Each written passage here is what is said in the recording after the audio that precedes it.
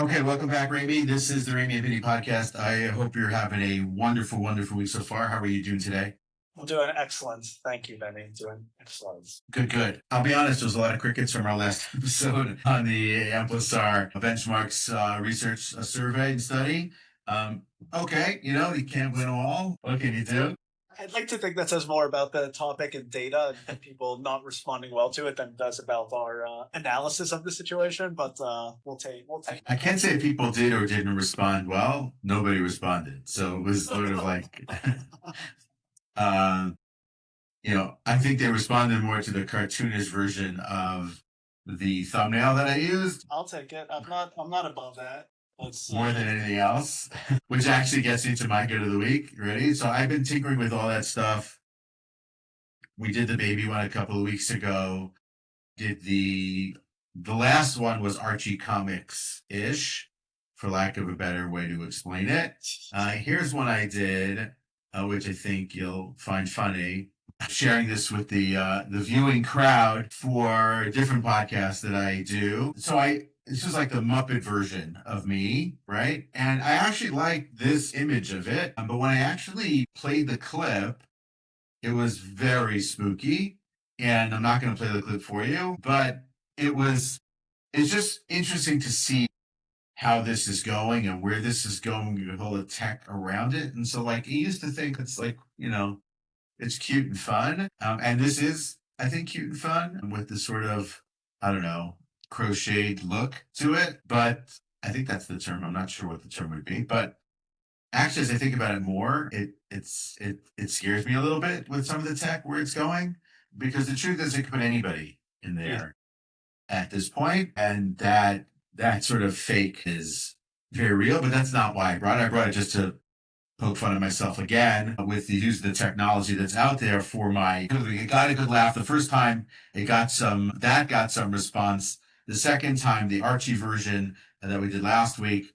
But the major lesson here, though, is I can tell you is that the people prefer real. So the best thumbnails you've had, even though that one with the babies was fine, was when it's just the two, like you or me or both of us laughing or looking a funny way or whatever it is. That seems to actually get the best response, at least for our podcast. I don't know. Fascinating. That'll certainly be something to pay attention to. I would like you to Muppetify me, please. You don't have to share it with our listeners or anything like that. Just for my own personal, stash of pictures, I would like to be Muppetified. Can you make that happen? Yeah, I can go back into the Riverside and do that. No problem. I'll do one clip of you as a Muppet with no teeth talking about the subject. It's funny. Okay. Mine is also Muppets are a TV show, so I'm going to stick on the TV show theme. And I promise you, this might meander a little bit to get to fundraising and nonprofit leadership, but I'm going to get there. But my wife and I have been watching Stranger Things, which may surprise you because I'm not a big fantasy or sci-fi guy, but I've been roped in. One of the things that I noticed about it, which is super fascinating, and probably not so unique to Stranger Things, but it's certainly unique to good TV, I would say, and done well, is every single episode ends on a cliffhanger. No scene is ever finished at the end of an episode. Once you start paying attention to it, like it's obviously an intentional decision. It's, the Netflix thing. They want you to binge it. They want you to go into the next episode right away. And it works. We watch a second episode more often than I care to admit, even when we're not planning on it, because we need to see what happens. And so here's my tie into fundraising. I've seen a lot of fundraising appeals, a lot of asks finish the story, right? They finish the story of the impact that they're sharing. And the tie-in is that I think there's something that we can learn from good TV and that from Stranger Things, and that is don't finish the story. So you might have someone who was sleeping on the streets, didn't have a bed to sleep in, and you want to tell donors, ask them for money. So you're going to say Jacob was on the streets and our organization was able to help them, and now Jacob is in a warm bed and he's got all the food that he needs to live a healthy life. And that is indeed a good story, and that does deserve a place in your impact report or in your thank you or something like that to demonstrate the impact. But when you're asking for money, it's much better to think like Stranger Things and say, Jacob's on the street right now, and leave the story there. And that might feel uncomfortable for a lot of organizations to say, we're going to leave the story unfinished that our person in need is currently in need. And then you're really able to position the ask to say, please donate so we can get this young man, or whatever the situation is, get him a bed to sleep in, a home to live in, something like that. If you're able to sort of let the donors choose their own adventure and say, take option A and finish the story for us, you're going to do a lot better. I think it has to do with, first of all, we like resolved stories, and second of all, I think fundraisers often feel like if they only trusted us more, they would give us more money. But the reason that people don't give is not because they don't trust you. That's not the holdup. The holdup is they don't understand their impact. They don't feel their impact on an emotional, visceral level. So the extent that we're able to put them in the driver's seat and let them finish the story, they'll give more. And these are the things that I think about while I'm watching Stranger Things. Potentially because if I think about the Stranger Things episode, I'll be so scared and I won't sleep at night. So I need to focus on something else that's less scary than the Upside Down. But there you go. That's how my brain works. You're in season 1? We're in season 2. Season 2. Okay, got it. Yeah, so it's funny. You've done this a couple of times here with where like the pop reference is like a lesson in fundraising, which is not how I think most normal human beings think about any of these subjects. But I'm sitting there watching it, thinking about what's the lesson here for the next good of the week. Or are you watching like you're following the storyline about and caring maybe a little bit about these kids and you know I'll psychoanalyze myself for another 30 seconds here. I think it's that I have like a hang up on my own productivity. And so when I'm doing something that feels inherently unproductive, like watching TV does, I feel like I constantly need to figure out a way to make it productive. Say, oh, it was worth binge watching 2 hours of TV to get to my good of the week. Like I can now justify it. We can unpack my brain another time, possibly in private, because we'll get to some weird things going on there. But that's just my surface level taking in deep there. got it. For me, being a child of the 80s, very much. So that show is like, I didn't grow up in rural Pennsylvania or wherever it is that they are, but all the cultural references and the t-shirts and the costumes are so exactly right. The haircuts and just everything about it for me is just like, because if you're watching it as a kid today, my kids watched it and think like, just get a cell phone. Just get a cell phone and call them and warn them about what's happening. And you can't. And they're like, this doesn't make any sense, right? It just doesn't, it's not real when you can't make a phone call to take care of it. Like I remember Seinfeld said recently that the show only works when he did it in the 90s because today there'd be no reason for Kramer to come over. You just text him, and which isn't true because Kramer wouldn't have a cell phone probably. But you need food or something. You need to come in. Yeah, but he can text it. Can I come over now? But I get the point. But anyway, so it's a long digression on the subject of this week's good of the week, which is better than maybe could be better than what's coming. Okay, anyway, our subject of the week this week is myth busting. There are a lot of things that people say and people believe and people buy into in our industry, the nonprofit world. That could be the leader, that could be the founder, that could be the board member, it could be the donor, it could be the beneficiary. There's a lot of myths. And a lot of work is done because people believe the myths. And a lot of things happen because we buy into them. And even though maybe we know they're not true or we don't know that, whatever it is, we're still operating in myth space. And so I personally am a big fan of myth busting. I loved the show when it was on. It's a nerd show of all nerd shows, but I really I always love to know why the myth happened, where the myth came from, and then all that other stuff around it. But super interesting subject globally. I did a lot of actually classes and lectures on it in Judaica around where some of the customology comes from and the myths around some of the customology that we have in our faith. Different subject for a different time. But myth busting is just one of those subjects. You want to comment on that before we get into the specifics today? No, no, I'm anxious to dive in because I had a lengthier list than I anticipated when we started down this path. I was like, oh, this is going to be hard, and then I started going, and they came fast and furious. Okay, fine. So the goal here today is to pick a handful of these nonprofit fundraising related myths and discuss them and debunk them if for any other way of going. So I will give you the floor. Pick myth number one. Okay, my first one, and again, I had a bunch, and I wasn't exactly sure where to start from, but I think this is the one that I don't know. I want to say I feel most passionate about because I there's some of these that I feel passionate about, but this is a big one for me. Is we should ask for a second gift earlier than we do. So I guess the myth is that, let me frame it this way: the myth is that we can't ask for a second gift until a year has gone by, a second gift until a year has gone by, something like that. Okay. I've seen a lot of fundraisers be really reluctant to ask again for that second gift. And the reason why I feel passionate about this is because I think in many, many ways, the second gift is much more important than the first gift because lots of people give one time gifts, and there's really very little. I'd say more often than not, a first time gift does not translate into a second gift. However, a second gift is much more likely to turn into a third gift. So it's really, really important to secure that second gift. And the more data that I've looked into about this, the more I see that it's the best time to secure that second gift is shortly after the first gift, within that first 90. That gives you a chance to thank them. It gives them you a chance to express the impact that their first gift received.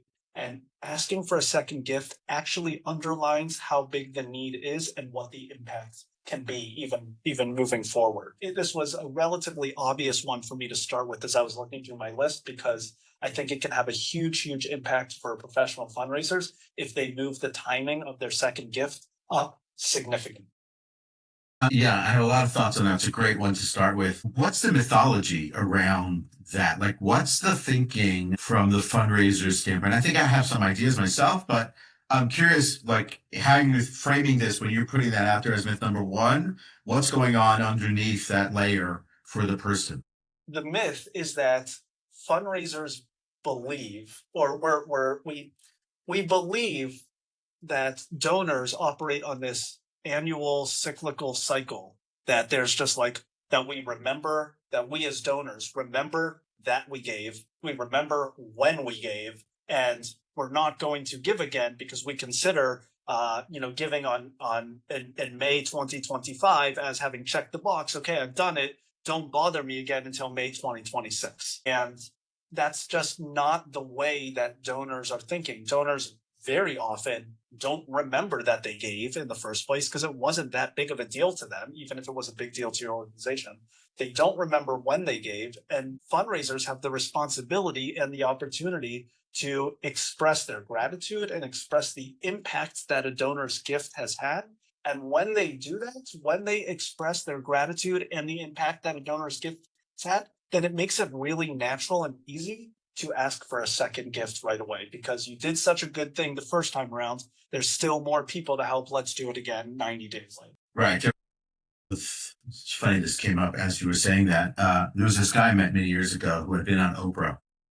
And I was just like super amazed. Like I'd never met anybody who'd been on Oprah. And he said to me, the trick wasn't being on Oprah, it was getting invited back to Oprah. I said, like, why? He goes, a lot of people had been on Oprah once, not Oprah twice was actually the accomplishment ultimately. I was like, why? He goes, because that meant that she actually thought you were valuable and that what you had to bring was worthwhile. And she or whoever thought you were worth bringing back. He said, a lot of people come on once and you never see them again. You never hear from them again.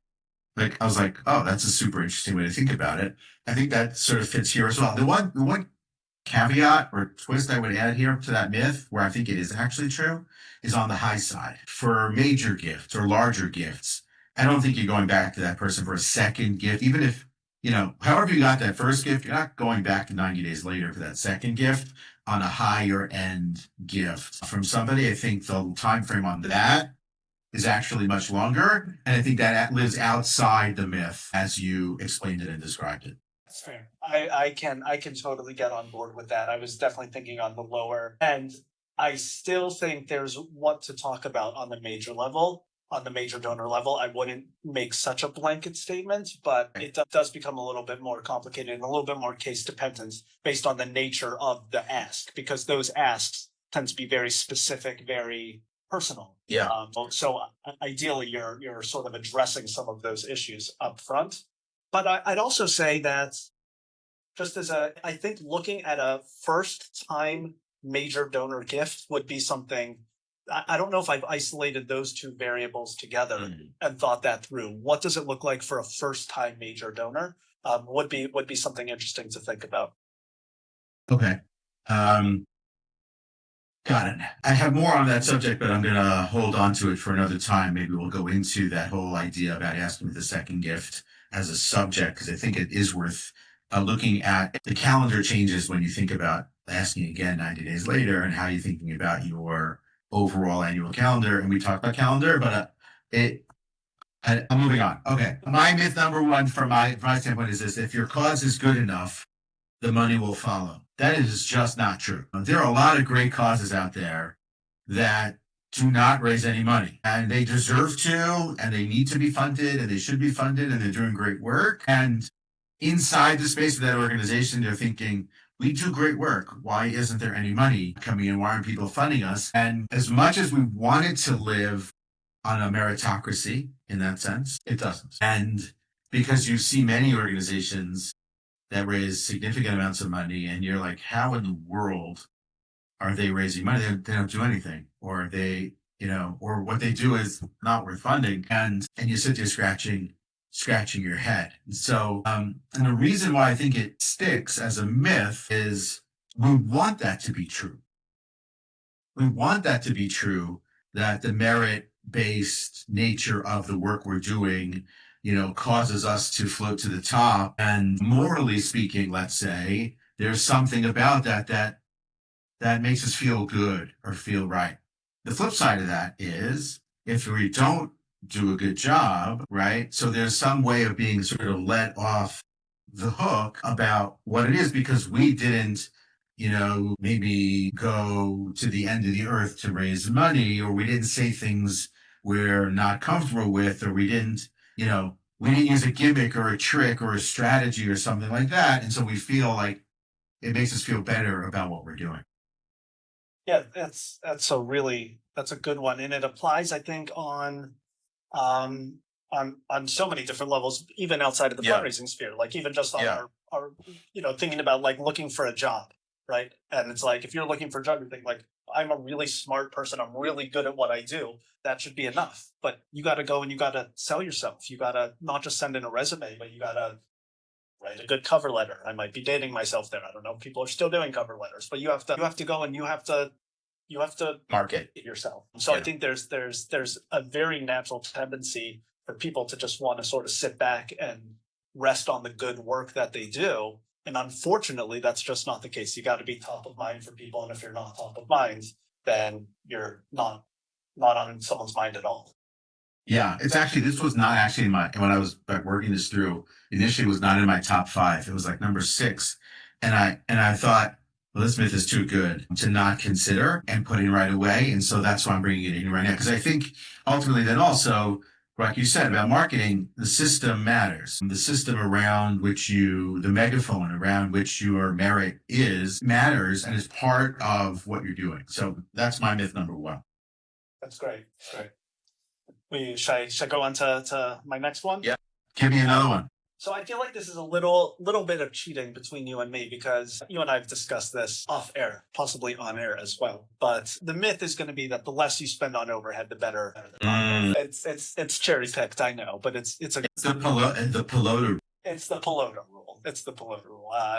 For those of you who have not seen it, a man named Dan Pilota has an awesome TED talk on this very subject, where he gets into all of the reasons why it's short-sighted and silly for organizations to want, I don't know what's the best way to say it, but to focus as much money as they can on the cause itself, whereas that feels like instinctively that should be what organizations should do. But there's a lot that they're missing if they go that route.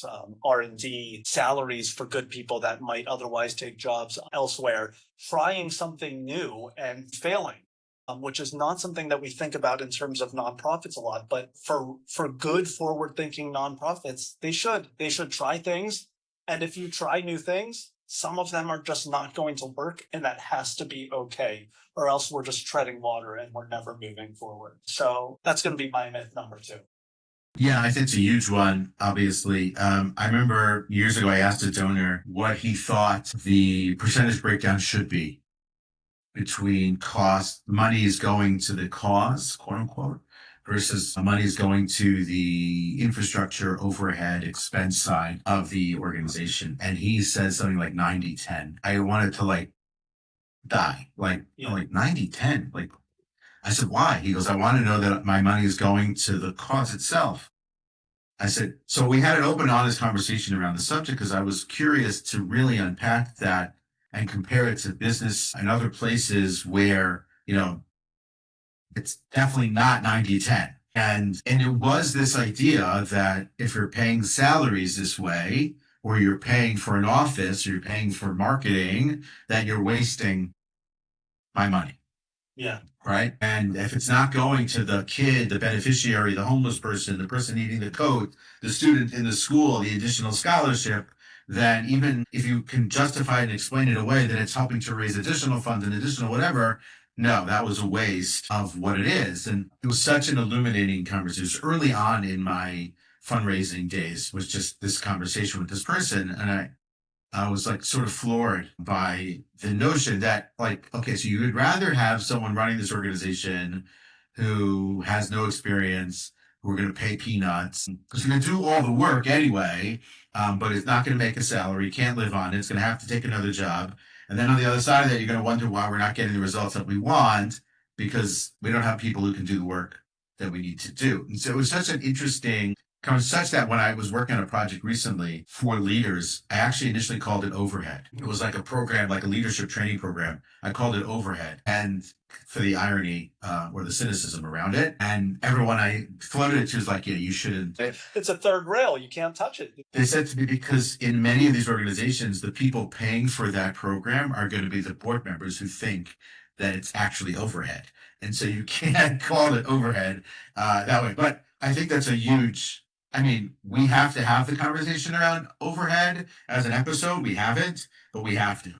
Yeah, and this is going to get a little inside baseball for a second, but I think it's worth it. For Benny and I, you and I met at a company called CauseMatch, and CauseMatch, among its competitors, is not the cheapest. And for me, my learning experience, you had yours in that early conversation. Mine was hearing prospective clients say, we can't go with you because there's a cheaper option. Not that that's not, obviously that's a fine variable to put up there, is how much does this thing cost? But it was very interesting that they were a lot of prospective clients are still deaf to hearing, well, how much am I going to make from it? Right? Because it's in your example, which is a really good one in terms of having someone burn out or not having the tools that they need. That makes total sense. From a cost match perspective, it almost was more dollars and cents. Like, would you spend, $10 to make $100, or would you spend $5 to make $15? Like, I understand that the first option, you're spending more. It is a bigger investment and there's risk involved with that. And it is harder to part with more money. There's no question about it. But nonprofits often just don't have that growth mindset of how much are we going to grow from investing in the things that we need to invest in. And that's really, really unfortunate. Yeah. It's a good way to say that scarcity mindset. I think a couple of people talked about it on the podcast in the past. Jeremy Stern talked about it way back when. The first guest that we had, Alicia Hudson, talked about it also, investing in good marketing, good video for your organization in terms of what the ROI on that investment would be. And it's that flip, and there's a lot in that flipping it over from just the people think you're flushing money down the drain versus thinking that it's investment in the organization and in the people, and that the results are going to be better. Like the one example I always give, and then people yell at me about it, is hospitals are nonprofits in many cases. And it's not just a tax revenue status. There's a lot of reasons why. And I would say, do you want the hospital to not spend in R&D Do you not want them to spend on having the best doctors and surgeons and education in their system because you want overhead to be lower? How does that serve the mission when we want to, like, diminish the expense of the payments to people out? Yes, it can be excessive. There's no question about it. But at the same time, like, it's the investment in the institution and the results that you're looking to get. Yeah, and I guess to be fair to the nonprofits themselves, I guess like if you are faced with a pot of money, which you can then go and buy coats for the homeless or do something else with it, whether that's invest in better IT for your organization or something that doesn't have a tangible revenue Yeah. or ROI impact attached to it. I can understand why, especially if all you want to do is see people warm in the winter, why it's really hard to direct that money elsewhere. But it's at the same time just important to take that long-term approach and invest in the organization as a whole so that they're able to do more of it in the future. Tough decisions, I know, but I hope that they can take the long-term view on these things. Yeah. Two last points on this myth. One is you look at the organization Charity Water, how they structure their overhead versus the monies that go to the beneficiaries in terms of water. They have a special group of people specifically who fund the organization, and everybody else's money goes directly to the beneficiaries.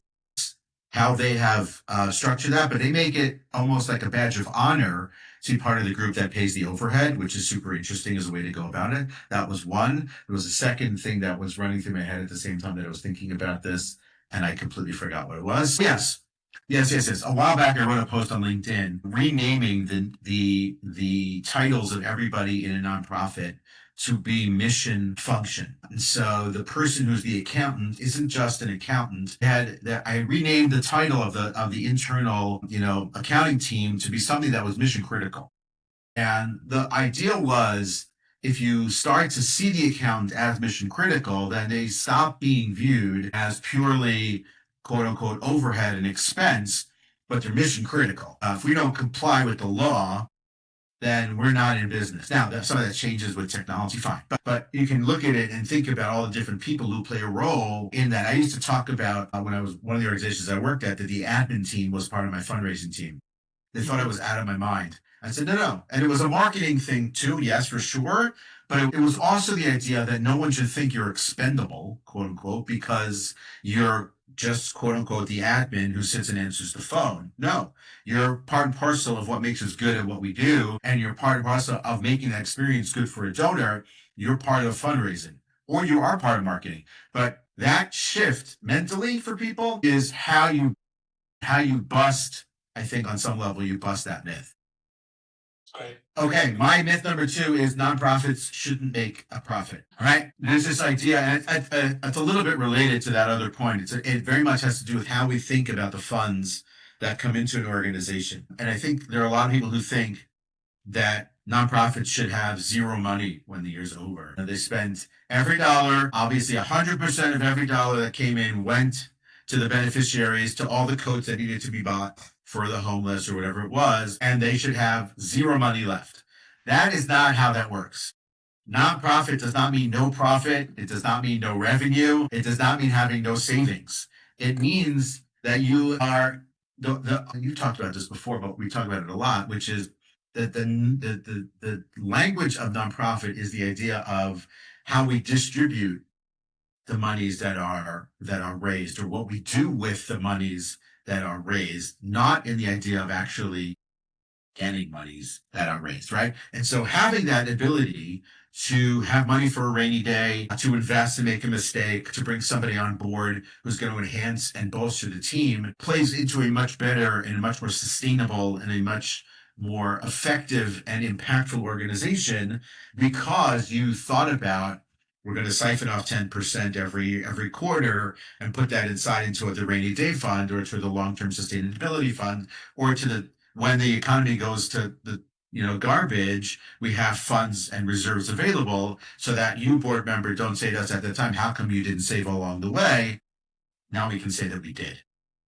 Yeah, I think it points to, I wouldn't say that nonprofits should 100% be run like businesses. I don't think that's the case, but I think they should be run more like businesses than most currently are.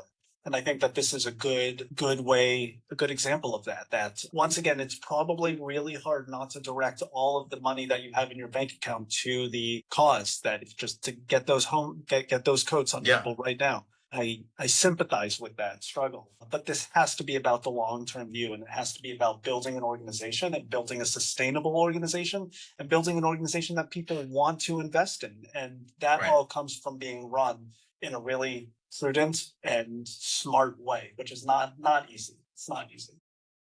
Yeah. Okay, good. Give me the next one. Okay. This is your last one. This is your last one for the day. I'm just telling you. Now I have to choose like my list here. Yeah, because we could go on. There are a gazillion myths in this space, so we can't do all of them. You can only do a handful. Okay. The myth is that board members don't need to donate because their time and connections aren't enough. You just stepped in it. This is so I guess I'm surprised. I am always surprised when I hear this come up with clients that their board members aren't all donors.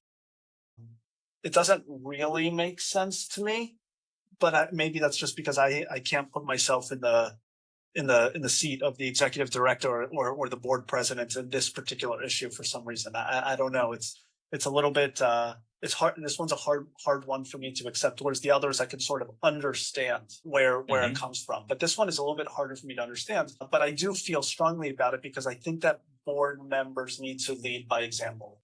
And I think that if they aren't giving, then why should anyone else? I think that not only should board members be giving, I think they should be fundraising also. But that's I understand as a little bit of a step further. But to me, donating is a signal of ownership, of responsibility, of leadership, and I think they need to do it. I think it permeates the entire organization when they do. And I think it permeates the entire organization when they don't. And I think that people can sort of feel it, even if they can't point to it and don't know. But they need to lead by example, board members. Yeah, it goes to the much larger conversation around what the point of a board is, or what the need of a board is, or what the goals of boards are. I think that is a good one. I used to wonder about people who were on boards just to be on boards. I thought that was completely bizarre. And like, there's no badge in collecting or like being on board seats. Like I just didn't, or you've attained some status by virtue of the fact that you're on this board. Like, but I agree with you. I am more in the space of the second and the first, that they should be in the fundraising space more than they have to be donors. But I would say this: they have to donate something. Correct. Right. That's what I would maybe frame it a little bit more tightly is. It doesn't have to be a large gift, although it'd be great if it was, but it has to be something. You have to be tangibly on the books, in the ledger, on that list of donors that we put on our annual report. Your name has to appear there. And if it doesn't, like you said, it has its way of seeping through what's going on in the organization for good and for bad. Yeah. And I think that there's a lot of that unfortunately goes down, where it's like, I'm a board member because you asked me to be, I'm doing you a favor, and all that other stuff. Like, I don't want or need any favors. I just need people who are going to do good work and who are here. And so when you find organizations that you have board members who don't donate, you got to wonder what's going on there.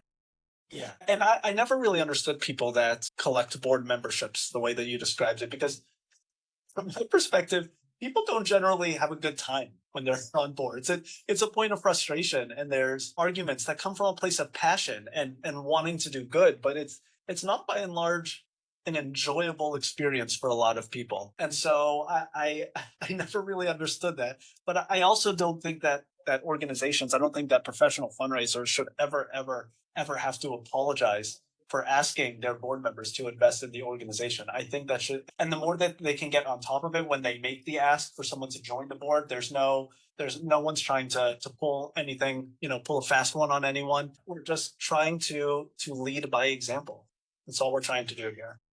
Yeah, and when in that space, in my experience, when it is uncomfortable to ask the board member for their annual donation or whatever it is, or to up their donation, like, I think there's a conversation that should be had about the person staying around honestly, like staying on the board. It's not a thing like a knock about them in terms of what value do you bring. It's like, why are we here? Why are we having this conversation, board member, if I have to pull teeth to get you to keep up your donation for an annual basis, short of there's a specific reason as to why you can't, which I find that happens, just to make the call to the board member that's uncomfortable to go sit with them in their office or in their home and ask them for their annual gift of whatever the number is that's established for the, or even if it's not established as a number, just something.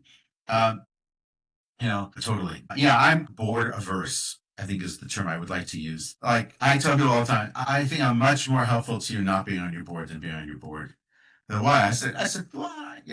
Like I'm obviously bruised from years of doing this, but there's a lot of reasons why I'd rather just be helpful to you as a side, an additional advisor, whatever it is, than being a board member. I don't, and from my standpoint, I don't view it as a particular badge of honor to collect board seats anywhere, and I always was skeptical about that idea. And if you legitimately feel for a cause, you'll help them regardless of being a board member or not being a board member. But I think your myth is well stated. Yeah, we're gonna. I've spoken about this. We're gonna get a serial board member on this show and talk to them about this in a good way, because some of them are excellent people who have excellent connections or excellent skills that they can offer. Like it's a very noble thing to do, but the mind of the board member is a fascinating one to unpack. Absolutely. I think it's a panel conversation. I think there are people, there are a lot of people who are good board members in a lot of different places, and it's great. Those people are great, and more power to you. If you have a person who's a board member and a contributor and an influencer because they introduce you to other people and they open their, like, you hit the grand slam with that kind of a board member. They're few and far between, but when you get one like that or two, like it's gold for your organization to get those kinds of people around. But when you get the other end of that stick, which is the person who just is a VP on your board and they don't do anything and they don't get any money, they suck up the air in the room. And as you said, it permeates, right? Negatively. So you come to a board member and that person has a board meeting and that person has a lot to say. Everyone in the room is thinking the same thing. We know how much or how little you've actually done for this organization over the last number of years and how little you've given, because they all know how much the other person has given to the organization financially. And it's a 2-hour meeting. We're all busy. You really have to stop talking. Like you're taking up too much of the air in a room where you bypass at some point the level or of value that you have here. Yeah, you opened up a Pandora's box for me on board. So it's just because it's a lot of organizations have a lot of time and a lot of people and like crazy. Anyway, okay. The last one, okay, and this one goes directly, I think, into a lot of the work that we've done, that we did together in peer-to-peer, and digital online fundraising and crowdfunding, is that only wealthy people can make a difference. And for me, it's such a hard one to get over, but I think a lot of people really believe that that's true. And I think a lot of the media around philanthropy today is very much in the space of it's only the wealthy people who make a difference, and you little person can't actually make a difference. You and I have shown, and we have seen many, many organizations that live and breathe on the backs of hundreds, if not thousands, of small donors. And the power and the ability of that group of small donor groups to have massive and even on some level outsized impact is such an important thing. It's so needed and so crucial for the entire ecosystem and world of the nonprofits and charity writ large. But I do think that it does, you used the term before, permeate. I think it has seepage as an idea that it's only wealthy people who have impact. Okay, I want you to say more about that. So how do smaller donors have impact? Because I think a lot of the time the smaller donor thinks just about their singular donation. So they think about, and understandably, that's part of the myth, is I think about the $30 that I can give.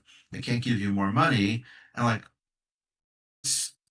what's that gift? Like, I can't help even one person in your organization with that small gift. The marketing around it or the understanding around it is, yes, it may be true, but 500 of you do a couple of things. 500 of you at that $30 clip actually help a lot of people, because there are more people. The community of people in the smaller donor world is much larger than the community of people that are in the bigger world. So if you want to have actual impact. It's not just about dollars. Organizations are not just about dollars. Missions aren't just about dollars. They're about and people and movement and volunteering and action and activity and spread. And that happens not just with one wealthy person in a community, it's by getting many, many more bricks laid that are actually helping to build that actual activity and action. It's interesting, and you're making me feel better because I'll tell you what happened to me recently. I recently got an email from a teacher of mine that I had an embarrassingly long time ago, like because I'm old, right? And so we're going back 20, 25 years. I got an email. You're old. You're old. I'm the one turning 50 next week, and you're the old one. Two things can be true at the same time. And the teacher, well, it was a mass email, but it was personal in that the teacher wrote that fell on hard times. I have not been in touch with this person and fell on hard times and was in a very humble way turning to the person's essentially entire Rolodex that the person had, asking for help. And I have very positive associations with this teacher. And so the procedure that the person needs was in the tens of thousands of dollars.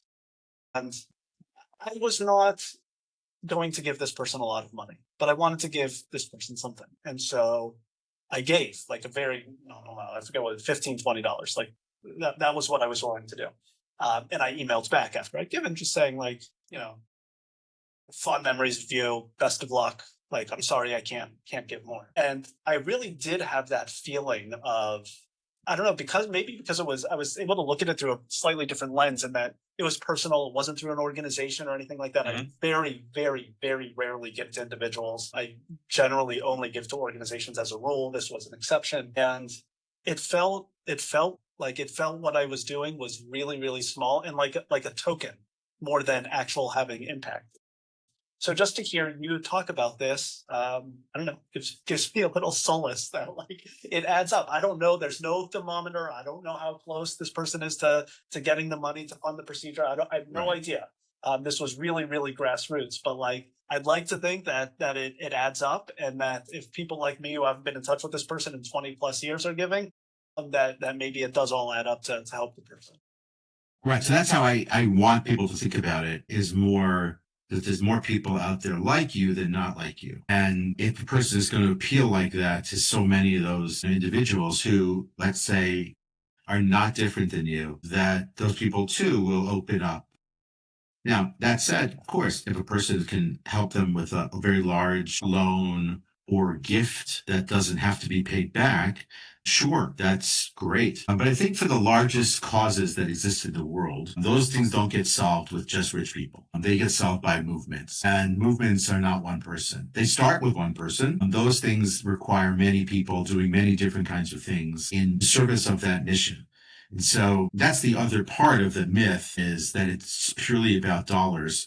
And it's rarely ever purely about dollars. It's about leadership. It's about system. It's about marketing. It's about method. It's about impact. It's about storytelling. It's about community. It's about connections. There's a billion things going on that make it actually possible.